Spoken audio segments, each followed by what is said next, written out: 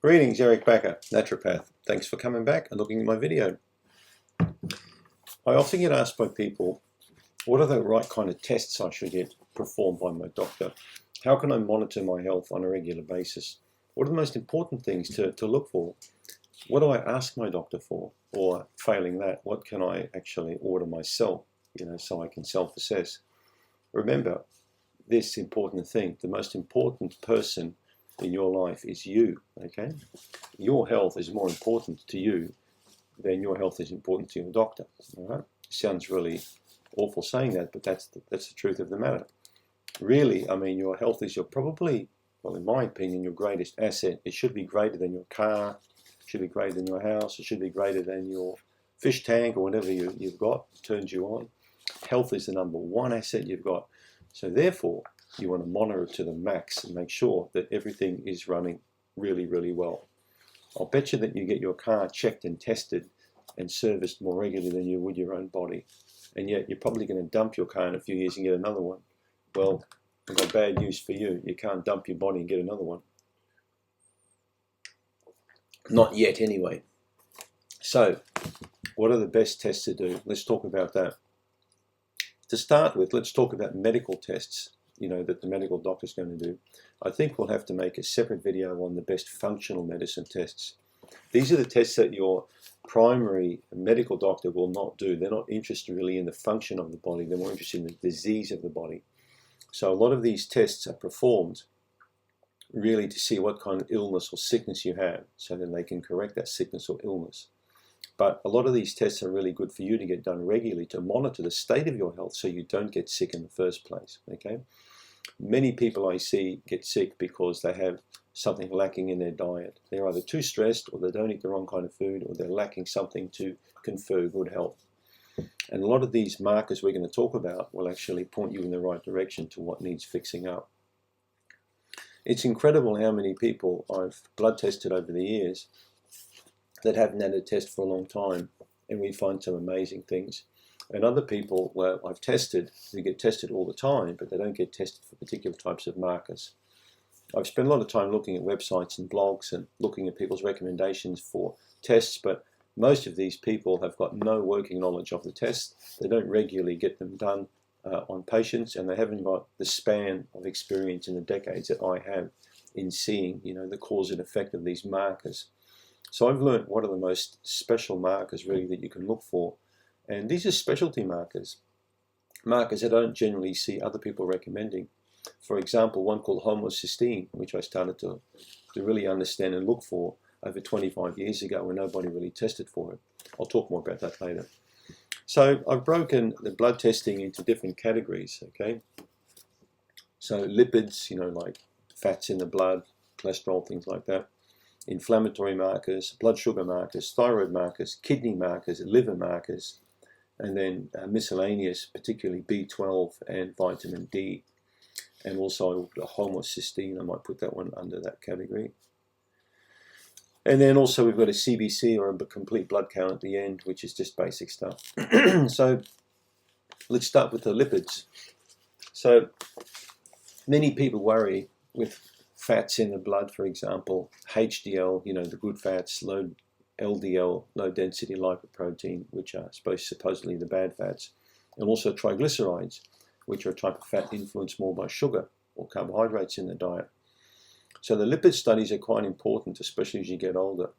But I've been to too many seminars, conferences, and heard expert doctors say that many people who die of heart disease have got quite a normal blood lipid profile. About 50% of people who have heart attacks, for example, don't have elevated cholesterol. So don't let the doctors pull the wool over your eyes and tell you that if your bad cholesterol is slightly elevated, that you need to go on a statin drug immediately. Now, I've had to delete several nasty comments on a video I did a while ago from someone with scathing attack, in fact, on me. I had to kick them off the channel. That said I was, it was reprehensible and it was disgusting what I was doing, and I was killing people with my comments, and I was telling people to go to quack doctors and all this sort of nonsense. But I know a world expert in cardiology who's written many different books on the topic, who gave a presentation called The Big Fat Lie, for example. He said that there is a correlation between blood fats and heart disease, but it's not the be-all, end-all. All right? There are other things that influence blood fat. So HDL, LDL, triglycerides, they're worth monitoring. And for example, if the LDL or the bad, what we call the bad blood fat is elevated, which I recently found in a friend of mine, I did a further test, a functional test, where we examined all the 7 subsets of LDL. We actually drilled down into the bad cholesterol and we could see all of the smaller subsets. And in this case, Anthony's VLDL, or very low density lipoprotein, was seriously elevated. Now, Anthony's father died of heart disease at quite a young age, so we're taking this further now, because the question I ask people is, have you had a relation very close to you who's passed away, 50 or younger, with a heart attack or a stroke or an aneurysm, anything like that? If they say yes, absolutely, or my grandma did, or my auntie, or several people, then we definitely have a more interested, deep sort of look into the whole blood fat kind of profile of that patient. We look at blood pressures more carefully, we look more at B12, we look at factors that influence the body's ability to create pathology in that particular area. Genetics play quite a big role when it comes to many specific types of diseases, and heart, and stroke are particular things that I really look at when there's a family history there. But if there's no family history, then a lot of it's lifestyle. You're too fat, eating the wrong food, stuff like that. Inflammatory markers, number 2, C-reactive protein, high sensitivity C-reactive protein, or HS, and ESR, or what we call the SED rate, erythrocyte sedimentation rate. There are probably others, but these are 3 key ones that many people look at. CRP is a protein in the blood that elevates with inflammation. So we know we know there's a fire, but we don't know where the source of the fire is, okay? If you're flying over a forest and you see a fire somewhere, or smoke, well, you've seen smoke, big deal, but where is the fire? Where's the guy with the box of matches? Where's the fool with the campfire? Things like that. That's lighting off fires in a dry forest. You've got to identify that guy and you've got to take him out. CRPs are different. Knowing there's inflammation is useless unless you know where the inflammation is coming from. Was it from a diseased tooth? Is it from a bunged up ileocecal valve in the gut? Do you have parasites down there creating inflammation? Do you have a tonsil problem causing inflammation? Where is the fire? That's always my question. Now, the HS, or the high sensitivity, relates more to cardiovascular inflammation in particular. So if HS-CRP is elevated, you've got a pretty good indication you've got a cardiovascular kind of an issue.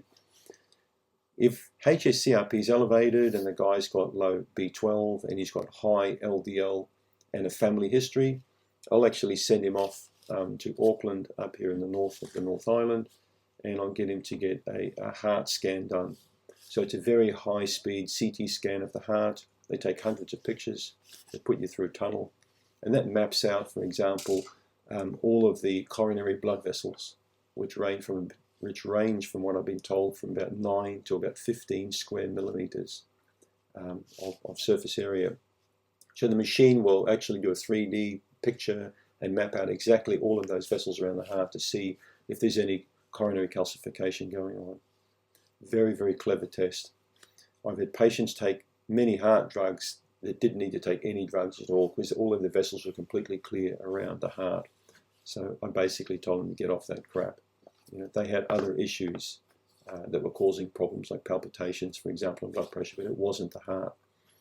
So it's very easy for a doctor to give you a call, judgment call, and put you on a drug that you may not even need.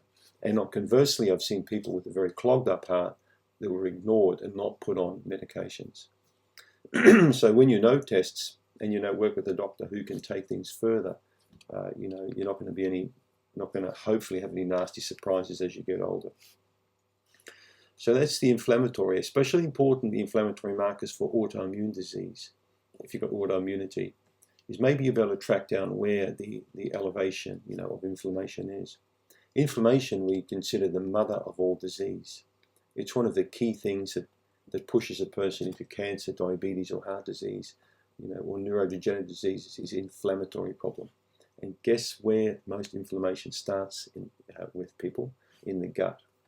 Interesting, isn't it? Blood sugars. important for people who think they're pre-diabetic, or people who have perhaps adrenal problems or high stress, people with hypoglycemia, low blood sugar, people who do a lot of sports or have got a finely tuned blood sugar regulatory system, fasting glucose, hemoglobin A1C, very important marker, which gives you the stability of blood sugar over about a 6-week period. So I call it the HBAC test, the HA1 or BAC test. So the other one is fasting insulin, a very important one. If you've got issues there, known issues with blood sugar, or you're a user of insulin, you might want to know what your fasting insulin is. And the other one, which no one talks about, is cortisol.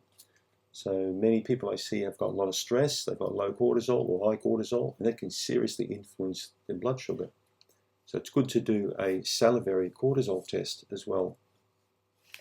Now notice I'm not getting any reference ranges here, because there are many reference ranges depending on the country you live in.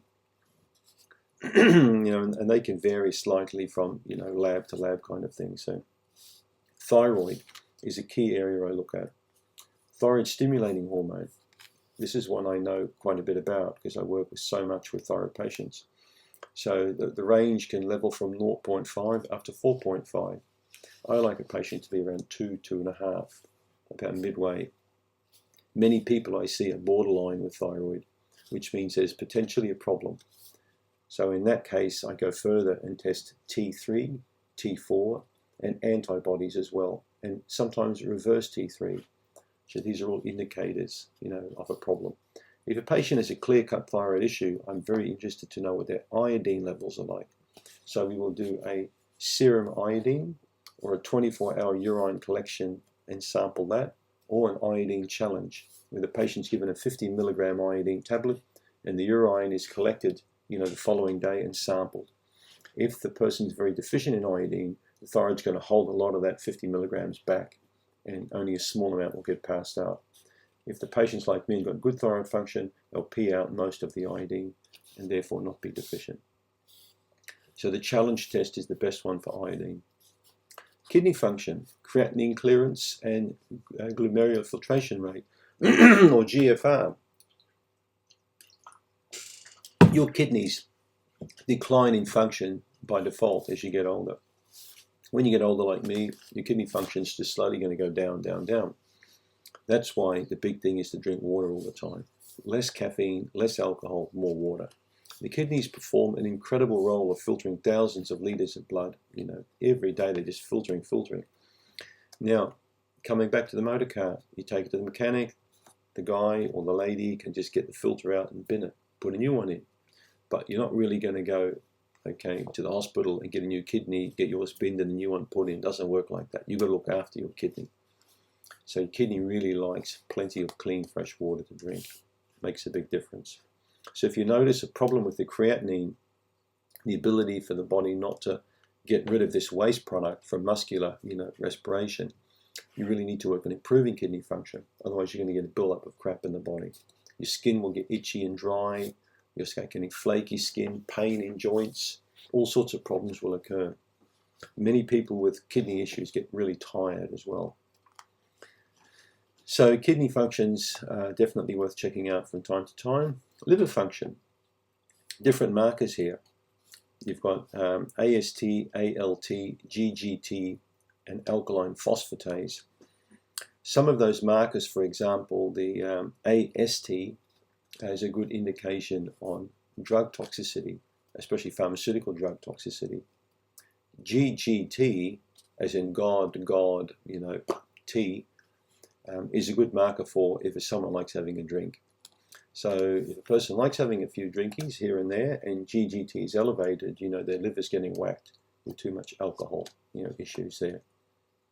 So if liver is an issue, you may again want to keep an eye on it regularly to make sure that the markers go down.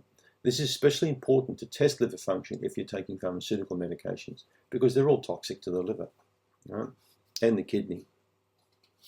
Vitamin B12 is a very important one. I've given up counting how many patients I've requested a B12 test, and it was very, very low. You can also go deeper into B12 and look at MTHFR gene defects. There's special tests you can do to see if you've got a problem with folate and B12 there.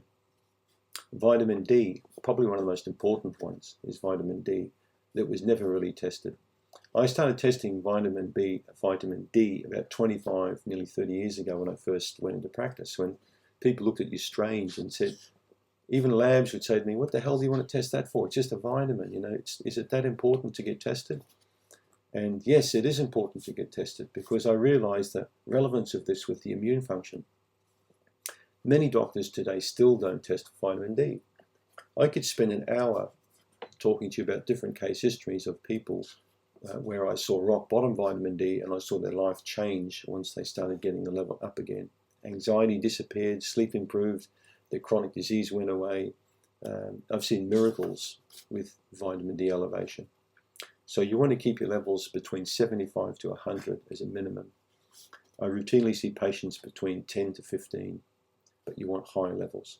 So this is one you want to say to your doctor, I want to get it done. If the doctor says no, he said, all right, bugger you, mate, I'll go and get it done privately.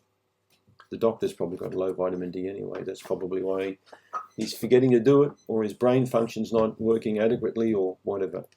Now, homocysteine is a very important marker also. Okay, it's a naturally occurring compound in the body. Homocysteine needs to be broken down through what we call the methylation cycle. It needs to break down. If it doesn't break down, it can build up to quite high levels and then cause a lot of problems. Now, the American researcher who did work on this way back in the 70s and 80s, he believed that the optimal level was around 6 or 7. But I've seen the reference range now, they bumped it up to between 10 and 15. I prefer people to have a level under 10, preferably around 7 or 8, I think is good. And again, B12 will lower homocysteine. Betaine, B12, B6, and I think it could be magnesium. There are a few other elements, but you can actually buy homocysteine formulations that contain all of these elements. So this is a very important one for you to get tested. And in fact, it's that important, I'm going to write it down on a piece of paper so you guys can don't get the wrong idea there, cysteine. You'll note the word cysteine in there, the amino acid cysteine, homocysteine. So, by the way, all of these tests we're talking about need to be fasting, all right? Don't exercise in the morning. Have just a very plain, basic meal at night, like some steamed vegetables, maybe a piece of lean protein. Don't eat any food in the morning till the tests have been done. But you could get a little bit weak and dizzy if you have too much blood pools at that point. So you don't want to get like 15 tubes done at the same time. So be mindful of that. So that's the homocysteine. The complete blood count's the last one. All right, that's red blood cells, white blood cells. That's the whole shebang, basically. That gives you like electrolytes, like, you know, magnesium and things like that. Sodium, potassium. Potassium and sodium are useful markers for adrenal fatigue. I often look at those as well. So the red blood cells, you know, we can look at a whole bunch of parameters there. Ferritin, which is the iron storage protein. You can look at transferrin saturation. You can look at TIBC, all these kind of weird things. And this is basically the shape of red blood cells, the size of them, the health of them. So that's quite important. And we look at the cell count as well, how many cells you've got compared to the reference range. Yeah, so there you have it. That's just some basic. That's basic, by the way. You know, you can go way more than that. But that gives you a good insight into different blood tests that you can get performed by your doctor, or request these tests yourself and then work with someone who can interpret them for you. But here's a tip. When you do all this testing and you find stuff that's really way off the scale, get an Excel spreadsheet on your computer going and then make sure that you put the date on there when it was tested and what the marker was. And then track that over a period of time to see, you know, you may want to get it tested, for example, every 6 months or every 4 months or every 3 months. If you do vitamin D and you find it low, okay, put it on the spreadsheet, put the date on it, and then start taking vitamin D. And then again, 3 months later, test it to make sure that your vitamin D is gone up. Common sense? Not so common, is it? But try it. I hope that helps you people out there. I'll do another video soon on functional medicine testing, on my take on different types of tests. Thanks so much for tuning in.